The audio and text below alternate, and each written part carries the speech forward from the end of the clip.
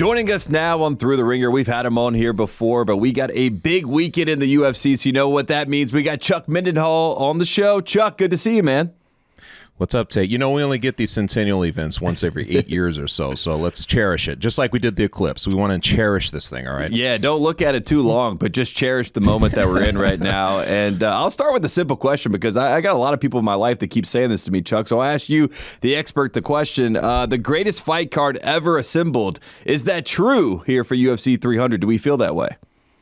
You know, we get that same thing every 8 years as well. People talk about this as being the great. No, I will say that I think if you really look at this on paper and you kind of examine from the first fight all the way to the top, I think you could make that argument. I've heard, I was talking to my boy Ariel Hawani, we do the podcast with at The Ringer. He was talking about UFC 200 edging it just barely. And I think that might have been the case if John Jones had stayed on that card. You remember, like, he fell off the card fight week on the Thursday and was replaced with Anderson Silva to fight Daniel Cormier. It was shuffled.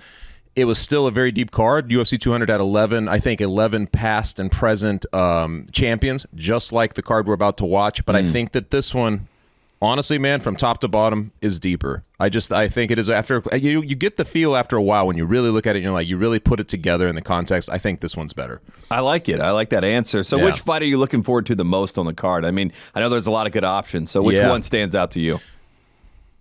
It's a toughie, man. I mean, it's rare that you can actually look at a card and be like, you know, there's 3 or 4 right answers. I mean, you could say any of these fights, but I think, and I've been back and forth on this, I don't think you can go away from the Justin Gaethje Holloway fight for the BMF title, the symbolic title that they have. Justin Gaethje currently holds it. But it's really just, man, he's such a berserker. He's such a buzzsaw every time. He said this week, he's like, I never expect to be alive the next morning after he fights. You know, when a guy says, if I'm his opponent, I mean, that's got to get in your head. Like, the dude's willing to die in there every time he goes in there. And he's just such a frenetic, crazy fighter. The leg kicks, everything about him. But the bigger intrigue on this is obviously Max Holloway coming up, 155 pounds. He usually fights at 145. To challenge him and to fight for this thing, which has massive implications for Max Holloway and probably Justin Gaethje. With Ilia Topuria, the featherweight champion, hanging out there, it could have mega potential for title fights either class for Max Holloway. So the fight itself will be wild, but the stakes are even crazier. Yeah, which fighter on this card has kind of the most approved this weekend? Is there someone that stands out in that sense as well? Yeah, you know, I'd probably go with Jamal Hill on this one. He's in the main event. Now, he was the champion who had to vacate because he ruptured his Achilles back in July. And since then, obviously, there's been movement, and now we have Alex Pereira, who is fighting this week, and you're kind of getting a unifying bout. But I think for Jamal, for whatever reason, he hasn't got the respect, even though he's got some major finishes, and he's been looking very good. He just hasn't got the respect in this fight for whatever reason. Like, people are kind of looking past him, and I think that this would be his big proving moment that he is that caliber of fighter, that if he's able to go in there and blow the wheels or blow the doors off of Alex Pereira, who nobody has really done. Izzy Adesanya was the only guy that we've seen beat him so far. I think that would open everybody's eyes and say, all right, this is a legit champ, and the UFC could then get behind him in that way as well. Yeah, so let's take a look at the main card. We're already kind of talking about it, but let's get into the nitty-gritty of this. The light heavyweight title, Alex Pereira, minus 140 here, taking on Jamal Hill, plus 110. This is Pereira's first defense of his light heavyweight belt. Hill coming off an Achilles tear that he had in July. So a lot of intrigue in this fight. Like I said, Hill plus 110 here. Who do you like? Do you think Hill has a chance to maybe get the upset? I'm really surprised, to be honest, that the line is that close. If I'm handicapping this fight, it's probably Alex Pereira minus 200. Wow. I mean, to me, if you look at Alex Pereira's pedigree and how his last year, it was only a year ago that he lost the title, the middleweight title. He has since resurrected, went up to weight class, beat Jan Blachowicz, who Izzy couldn't beat. And then followed up with against Yuri, who beat his mentor Glover Teixeira. Now he's fighting Jamal Hill, who also beat his mentor Glover Teixeira, and a crazy beatdown.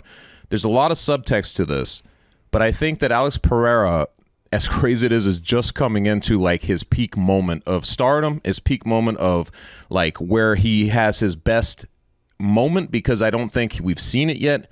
And it's set up perfectly for him. He's already had 2 major fights at Madison Square Garden. He's basically the king of Madison Square Garden. Now he fights headlines, UFC 300.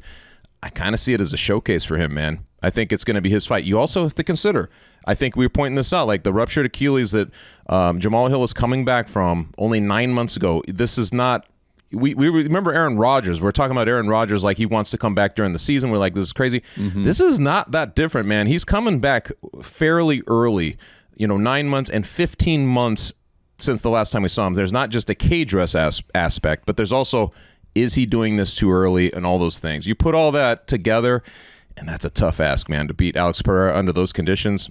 I'm favoring Alex in this one. Yeah, I think that's a good call. And like you said, last time we saw Hill fight was January 2023 against Teixeira. So it has been quite some time since the last time we saw him. Next up, we got Justin Gaethje taking on Max Holloway. Minus 178 is Justin. Holloway plus 138. What do you expect to see in this one, Chuck? And how do you see this fight playing out?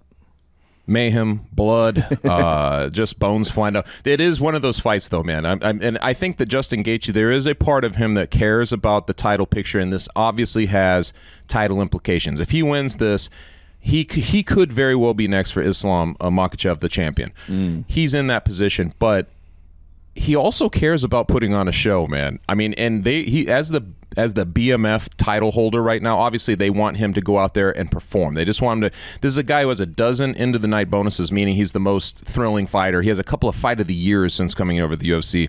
He just is willing to die. No self-preservation. He's gotten a little bit better about it over time, but he just goes out there every time with that same wild energy. And if you're facing him, you're going to leave a part in that cage. You're going to leave a part of yourself. And Max Holloway, man, like he's just, I think that he'll accommodate him. And Max is very good at range, and I think you're going to see some crazy, crazy striking sequences in this where they're biting down and just swinging for the fences. And it's going to get wild, man. So I think that that's your fight of the night. That's an easy one, low-hanging fruit, but I do think it's going to deliver. Yeah, I like when you say it's fight of the night, and we're going to see a full-on brawl there. So that'll be a fun one to watch. Next up, we got Charles Oliveira taking on Arman Tsarukyan. This is Oliveira is plus 176. Winner of the fight here. Will they get a shot at the lightweight title? I think that's the big question. And who do you got in this fight, Chuck? Very well could happen. It very well could happen. Charles Oliveira, as crazy as he holds so many UFC records, including the most finishes and the most submissions, right? Like he's a guy who is a certain Hall of Famer when his career is said and done, yet somehow we still sleep on this guy every time he's fighting in a big fight. And let's face it, Arman Tsarukyan is one of those guys that I think people have kind of dog-eared and said, watch out, this guy's going to eventually be a champion. And he's just coming into his own. He's 28, I think. So he's that guy. For Charles to win it, it's going to be a big deal. I think it's going to be fireworks too. I think it's going to be an interesting fight. There's some dimension to it that I really think people should pay attention to. One, we just talked about Charles Oliveira with his submissions. We haven't seen Arman really put in positions where he's fending off submissions that much. It could happen. I think the prop is something like plus 450 on something that one guy is very battle-tested on and the other guy is not. I'd say that that's a very live prop to watch, is Charles Oliveira getting a submission in this fight. Ultimately, I'm picking Tsarukyan, but I think if the path to victory could go something like that, where it's going to be a submission.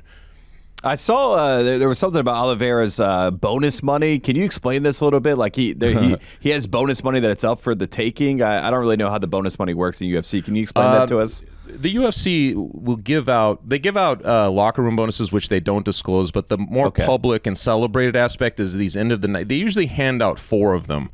But for these special occasions, for 200 and for 100 and now 300, they usually ratchet. They give a lot more. It's usually 50,000. My guess is it'll be more like hundreds of thousands of dollars they'll be giving out for these end of the night bonuses.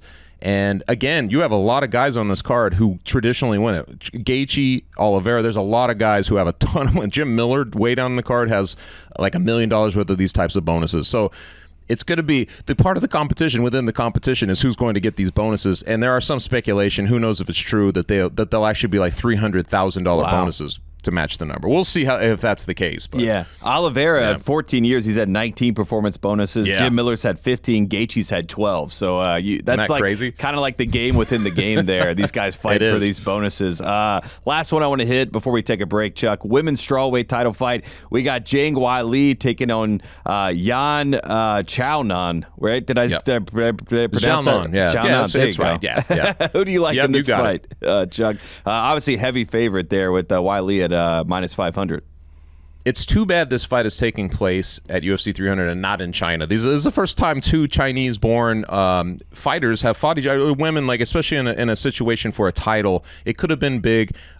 It feels a little bit lost on this card, but it's an excellent fight, and I think that it is Weili's fight to lose. I think that she's just that much better. I didn't know, like, she had a couple of wars and a couple of losses to Rose Namajunas and a crazy war against Joanna and Jacek. I was almost wondering if she was compromised, but in her last few fights where she beat Joanna, she went right through Carla Esparza, and in her last one against Amanda Lemos, where it was like 16 minutes of control time on the ground. She outstruck her like 6-1. It was such a dominant thing. I think that she is right now in her peak moment, like where she's just going to plow through the field a little bit.